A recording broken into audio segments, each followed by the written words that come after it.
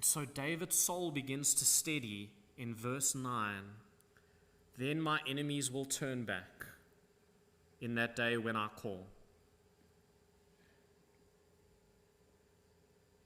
This I know, that God is for me. Notice David doesn't say his enemies have turned back yet, but he's certain they will. How does he know? Because God is for me. And by the way, this is where the gospel, it quietly subverts our modern assumptions, because we're told constantly to be for ourselves. You need to advocate for yourself and assert more and protect and promote. But what if the deepest safety comes not from being for ourselves? What if the deepest safety comes from knowing God is for us? That's the bedrock of biblical assurance.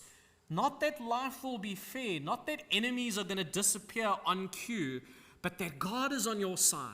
Not because you've earned it, not because you've been good enough, but because He remembers His covenant, His relationship with you.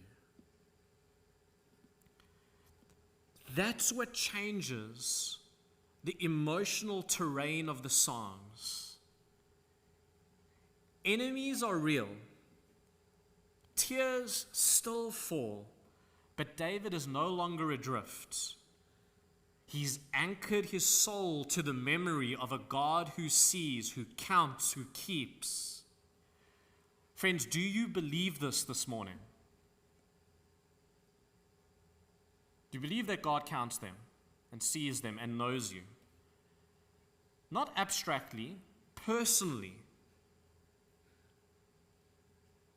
Do you believe that God sees your tears? Not just the ones that fall, but the ones that you hide. This is where longing begins to tip towards hope.